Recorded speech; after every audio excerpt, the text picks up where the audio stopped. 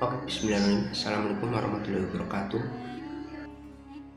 Pada kesempatan kali ini saya ingin menjelaskan tentang sejarah kerajaan Samudra Pasai. Oke, langsung aja kita mulai. Yang pertama, awal mula kerajaan Samudra Pasai. Kerajaan Samudra Pasai merupakan kerajaan yang pertama di Indonesia yang terletak di Lok Sumawe, Aceh Utara. Kerajaan Samudra Pasai merupakan kerajaan yang dipimpin oleh Sultan. Dalam kesultanan ini merupakan gabungan dari kerajaan Pasai dan Pariok yang sudah ada sebelumnya. Sejarah mencatat kerajaan Samudra Pasai awalnya digagas oleh Nasimuddin Al-Kamil.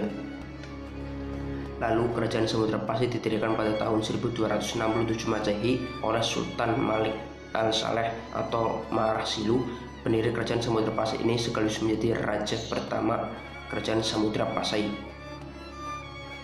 Beberapa referensi menjelaskan terpilihnya Marasilu sebagai penguasa karena titah dari Kesultanan Mamluk di Kairo. Marasilu diberi gelar Sultan Al-Malik Al-Saleh dan menjadi Sultan Samudra Pasai periode 1267 sampai 1297 Masehi. Penguasa Samudra Pasai terus berganti hingga 1517 Masehi. Berikut deretan kerajaan Samudra Pasai.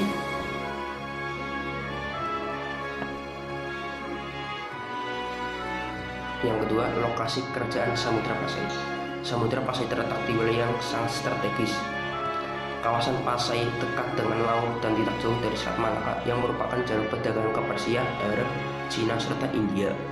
Kondisi ini membuat Samudra Pasai terus berkembang menjadi pusat perdagangan besar. Lanjut, masa kejayaan kerajaan Samudra Pasai.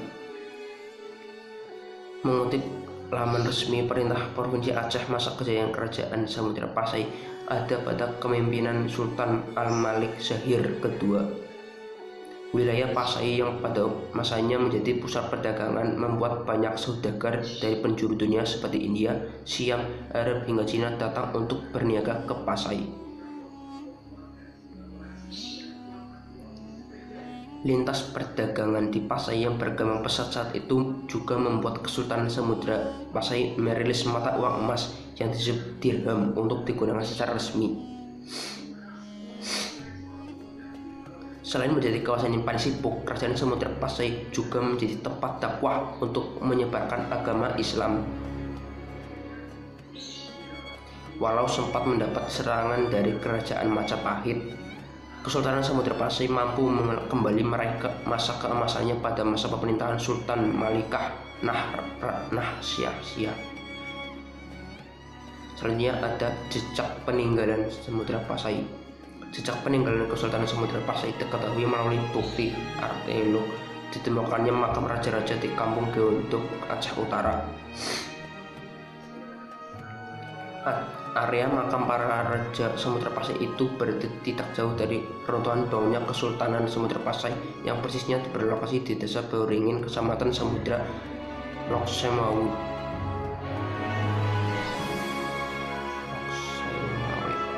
Selain pemakaman, kerajaan Samudra Pasai meninggalkan lonceng cakra donya, stempel khas kerajaan, bukti tasawuf hingga karya tulis hikayat Raja Pasai. Dan yang terakhir, akibat runtuhnya kerajaan Samudra Pasai. Penyebab runtuhnya kerajaan Samudra Pasai yang pertama adalah adanya konflik keluarga kerajaan yang mulai pada akhir abad ke-14. Buntut dari konflik ini adalah perang saudara dan perebutan kekuasaan di dalam istana, serta adanya serangan dari kerajaan Majapahit. Samudra Pasai yang berhasil menjadi pusat perdagangan strategis di Selat Malaka membuat kerajaan Majapahit berambisi untuk menyatukan Nusantara dengan cara menyerang Samudra Pasai. Penyebab runtuhnya Samudra Pasai yang kedua adalah berdirinya Kesultanan Malaka. Kerajaan Malaka berdiri pada awal abad ke-15 yang membuat munculnya pusat politik dan perdagangan baru di Malaka yang lokasinya lebih strategis dibanding Samudra Pasai. Hal ini juga membuat kerajaan Samudra Pasai perlahan mulai mengalami keruntuhan. Seiring berjalannya waktu, keberadaan Samudra Pasai di kawasan Malaka mulai melemah akibat dominasi sektor perdagangan kerajaan Malaka di wilayah tersebut.